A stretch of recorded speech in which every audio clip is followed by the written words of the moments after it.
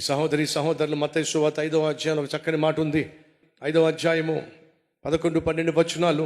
నా నిమిత్తము జనులు మిమ్మును నిందించి హింసించి మీ మీద అబద్ధముగా చెడ్డ మాటలెల్లా పలుకున్నప్పుడు మీరు ఏమిటంట?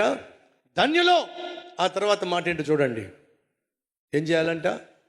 సంతోషించండి, ఆనందించండి, పరలోకమందు మీ ఫలము అధికమగును. అర్థమవుతుందా? వ్యక్తిగతంగా కావచ్చు, కుటుంబ పరంగా కావచ్చు, సేవాపరంగా కావచ్చు, నీ జీవితంలో నిన్నెవరైనా నిర్నిమిత్తంగా ద్వేషిస్తున్నా, దూషిస్తున్నా, ప్రాముఖ్యంగా ప్రభువుని నమ్ముకున్నందుకు, ప్రభు పరిచర్య చేస్తున్నందుకు, ప్రభువుకు సాక్షిగా జీవిస్తున్నప్పుడు ఎవరైనా నిన్ను హేళన చేసిన, కించపరిచిన, ద్వేషించిన, దూషించిన, బైబిల్ సెలవిస్తుంది సంతోషించండి, ఆనందించండి. ఎందుకో తెలుసా?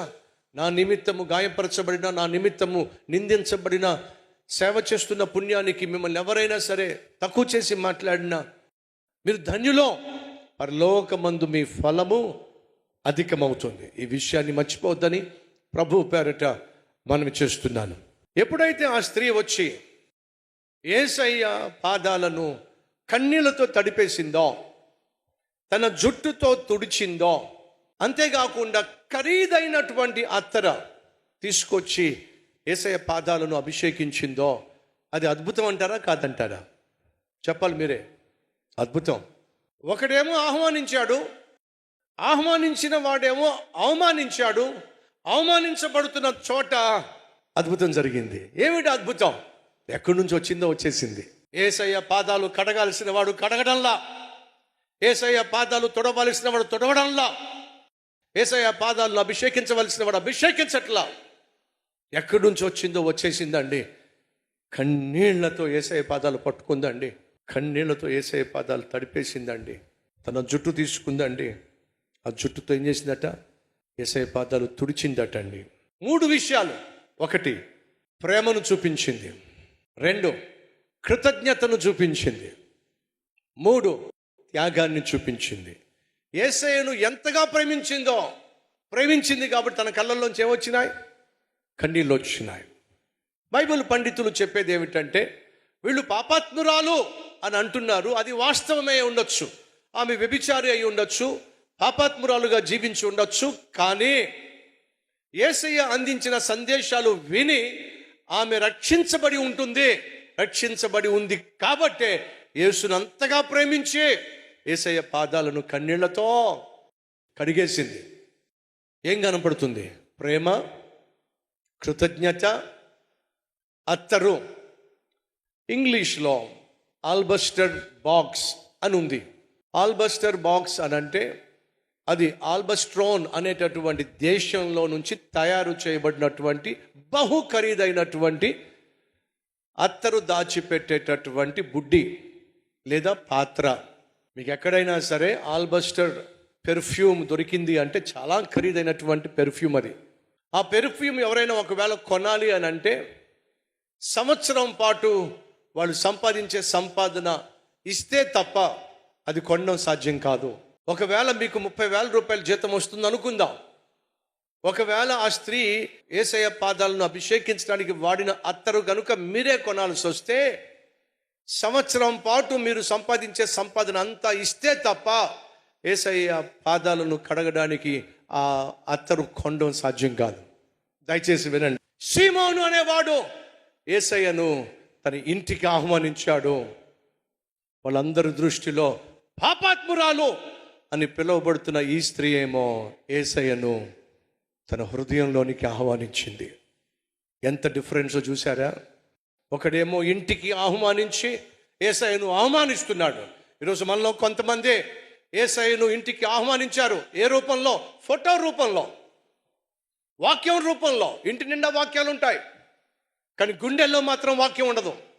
ఇంటి నిండా ఫోటోలు ఉంటాయి, క్రాస్ ఫోటోలు ఉంటాయి, బ్రతుకులో క్రీస్తుండడు. అవమానిస్తున్నావు దేవుణ్ణి నువ్వు. ఈరోజు కావాల్సింది మెడలో కాదు సిలువ, హృదయంలో కావాలి క్రీస్తు. అప్పుడే నీ జీవితం బాగుపడుతుంది. చివరికి వచ్చేసరికి యేసు అంటున్నాడు, పాపాత్మురాలు అని చెప్పి అంటున్నావు. అసలు విషయం చెప్తా నాగో. ఏంటి ప్రభువా? ఓ ధనవంతుడు అప్పిచ్చాడో, ఒకడికేమో 500 దినారాలు ఇచ్చాడు, మరొకడికేమో 50 దినారాలు ఇచ్చాడు. వాళ్ళిద్దరూ చెల్లించవలసిన సమయంలో చెల్లించలేనప్పుడు ఇద్దరిని క్షమించాడు. ఎవరిని ఎక్కువ క్షమించాడో చెప్పో. ఎవడైతే ఎక్కువ అప్పు ఉన్నాడో వాడిని ఎక్కువ క్షమించాడు, వాడిని ఎక్కువ ప్రేమించాడు. అప్పుడు అంటున్నాడు, పాపాత్మురాలు అని చెప్పావే, ఈమె చేసిన అధికమైన పాపములు నేను క్షమించాను. కారణం ఏమిటంటే ఆమె నన్ను అధికముగా ప్రేమించిందే. నువ్వు ఉన్నావెందుకు? పైకి పరిసరుని పేరు పెట్టుకున్నావు. ఇంటికి వచ్చా, ఆహ్వానించావా, పలకరించావా, నీళ్ళు ఇచ్చావా? నన్ను నీ ఇంటికి పిలిచి అవమానించావు. కానీ తానైతే తన ఇంటికి పిలవలా, తన గుండెల్లోకి నన్ను పిలిచింది, తన హృదయంలోనికి నన్ను పిలిచింది. ఆ హృదయంలో నేనున్నాను కాబట్టే 3 విషయాలు కనపరిచింది. నెంబర్ 1 ప్రేమను కనపరిచింది. నెంబర్ 2 కృతజ్ఞతను కనపరిచింది. నెంబర్ 3 శ్రేష్టమైన కానుకనిచ్చి, కానుకగా అత్తరును పూసి తన జీవనం అంతా నాకు ఇచ్చేసింది. పాపాత్మురాలు ఆమె కాదు, పాపాత్ముడివి నువ్వు. కారణం, నువ్వు పైకి భక్తిపరుడివి, పరిసయుడివి, ధర్మశాస్త్రాన్ని గూర్చి మాట్లాడేవాడివి. కానీ అసలు నీ జీవితంలో ఉన్నటువంటి పాపాన్ని నువ్వు ఎప్పుడు గుర్తించలా. కానీ ఆ స్త్రీ గుర్తించింది. సహోదరి సహోదరులు, లోకంలో 2 తెగల ప్రజలు సాధారణంగా ఉంటారు. ఒకరు పాపాన్ని గుర్తించి క్షమాపణ పొందుకున్నవారు, మరొకరు పాపాన్ని గుర్తించక క్షమాపణ పొందని వాళ్ళు. ఈరోజు అడుగుతున్నా, నువ్వెవరివి? పరిసయుడు తన పాపాన్ని గుర్తించలా కాబట్టి క్షమించబడలా. పాపాత్మురాలు తన పాపాన్ని గుర్తించింది కాబట్టి క్షమించబడింది, దేవుని బిడ్డగా మార్పు చెందింది. ఈరోజు ప్రభు అంటున్నాడు, అత్యధికముగా తాను చేసిన పాపములు క్షమించబడినవి కనుక అత్యధికముగా తాను ప్రేమను పొందుకుంటుంది. ఈరోజు మన మధ్య ఎవరైనా ఉన్నారా? బ్రదర్, నన్ను ప్రభు క్షమిస్తాడా? క్షమిస్తాడు. మీకు తెలియదు బ్రదర్, నేను ఎంత పాపిష్టి ఉన్నావు, ఎంత పాపిష్టి దాన్నో. అయితే విను, నువ్వు ఎంత పాపిష్టి వాడివైనా, ఎంత పాపిష్టి దానివైనా నా ప్రభు నిన్ను క్షమిస్తాడు. ప్రియ సహోదరి సహోదరులు, యేసుక్రీస్తు నీకు నాకు ప్రసాదించే క్షమాపణ కొంటే వచ్చేది కాదు. ఆయన దగ్గరికి వెళ్ళి అడిగితే చాలు, ఉచితంగా నీకు క్షమాపణ ప్రసాదిస్తాడో.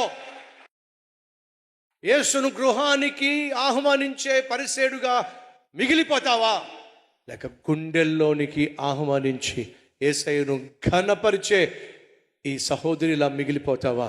ఏం చేయబోతున్నావు? ప్రార్థన చేద్దాం. ప్రతి ఒక్కరి తలలో ఉంచండి.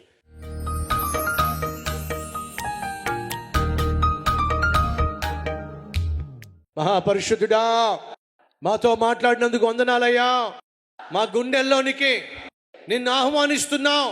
రానాయనా, కఠినమైన హృదయాన్ని పగలగొట్టయ్యా, కఠినమైన హృదయాన్ని తొలగించు నాయనా.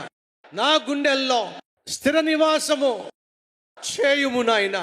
విరిగి నలిగిన హృదయాన్ని నాకు దయచేయ్యా. ఫలితంగా కన్నీటి ప్రార్థన, కన్నీటి ఆరాధన అనుగ్రహించయ్యా. కన్నీరు కార్చి ప్రార్థించలేకపోతున్నా, కన్నీళ్లతో నిన్ను ఆరాధించలేకపోతున్నా. ఆత్మతోనూ సత్యముతోనూ ఆరాధించే ధన్యత దయచేయ్యా.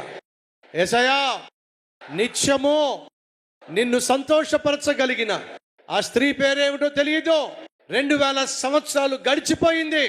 అయినా ఆమెను గూర్చి ప్రపంచ నలుమూలల సంఘాల్లో మాట్లాడుతున్నారయ్యా. ఆమె ఆదర్శ భరితమైన ఆత్మీయురాలు. అలాంటి జీవితం మాకు దయచేయ్యా. యేసు నామం పేరట వేడుకుంటున్నాము తండ్రి, ఆమెన్.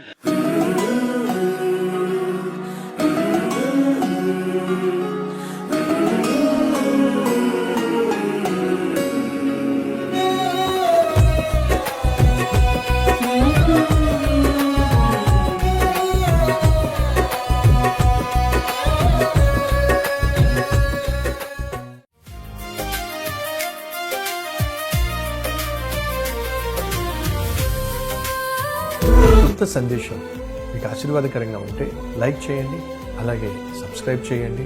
అంతేకాకుండా కామెంట్ పెట్టండి, 10 మందికి షేర్ చేయమని మనవి చేస్తూ రేపు మళ్ళీ కలుసుకుందాం. సరే